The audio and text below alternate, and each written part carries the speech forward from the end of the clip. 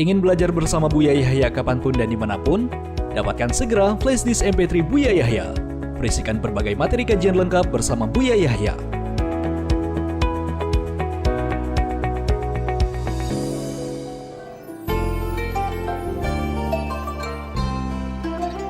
Assalamualaikum warahmatullahi wabarakatuh.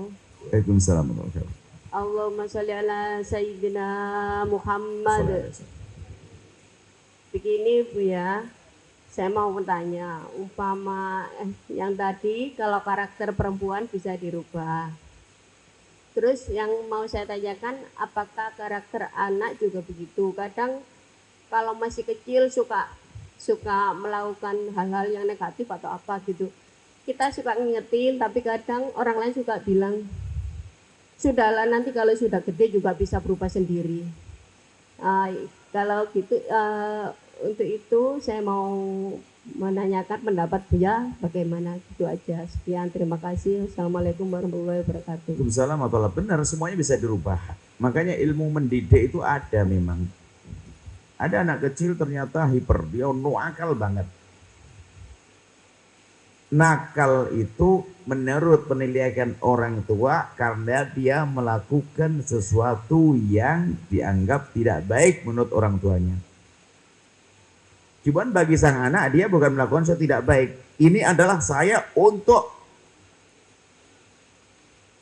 mengeluarkan sesuatu yang ada di dalam diri saya. Mulai dari energi saya, pikiran saya. Sehingga orang hebat dia mengatakan dia orang cerdas sebetulnya. Cuman ibunya saja nggak bisa ngarahkan. Kan begitu. Kalau dia suka loncat-loncat, mungkin kita buat alihkan. Kalau dia suka, wow, ini mungkin suka banting sini, banting sini. Kasih alat olahraga yang sifatnya banting-bantingan. Jadi diarahkan. Makanya ada ilmu-ilmu itu bagiannya ngerti. Jadi orang, jadi pakar psikolog ini. Dia mengerti anak begini, tidaknya dikasih begini. Nah begini, bukan langsung kita biarkan begitu saja. Dia bisa berubah suatu ketika nanti. Tapi efeknya saat ini ganggu orang lainnya harus kita perhatikan dong. Maka harus kita arahkan. Sehingga biasanya orang mengatakan anak itu kecilnya nakal, tapi gede biasanya cerdas. Karena loh, memang betul. Karena apa? Dia sebenarnya idenya banyak, tapi ibunya nggak pernah ngarahkan. Makanya idenya apa? Motong kasur ibunya, mau robek ini. Jadi karena apa? Nggak tersalurkan. Saya mau ngapain? Tapi ibunya bilang, kau bikin gambar ini nak. Oh dia jago oret-oret. Wah, ya kan? Mungkin dia harus buatkan sesuatu apa yang sesuai dengan kebiasaannya begitu. Ini bagiannya Bu, saya juga bukan ahlinya juga dalam hal ini. Ini ada dalam dunia pendidikan, mendidik anak ada disesuaikan. Makanya main itu adalah haknya anak.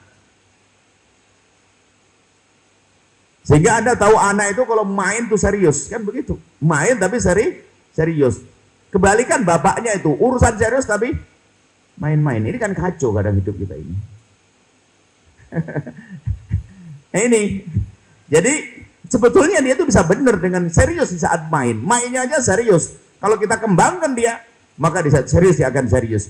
Makanya kalau ada anak nakal dan sebagainya, sebenarnya dia ada bakat yang tersembunyi. Maka kalau Anda bisa memahami, pahami. Kalau enggak, Anda datangkan ahlinya suruh membaca. Anak saya begini, kenapa begini? Dia akan diberi nanti.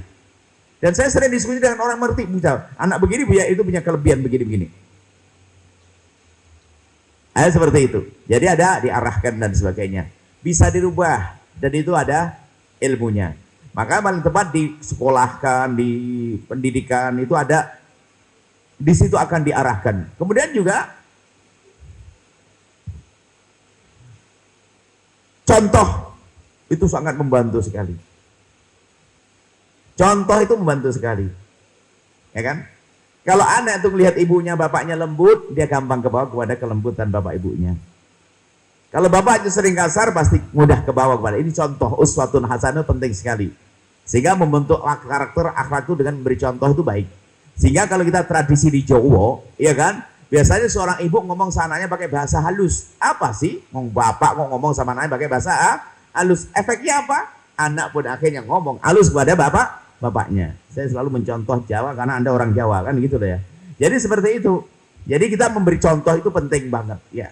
Nah, contoh yang baik dan sebagainya. Itu adalah membantu merubah karakternya. Jadi sama.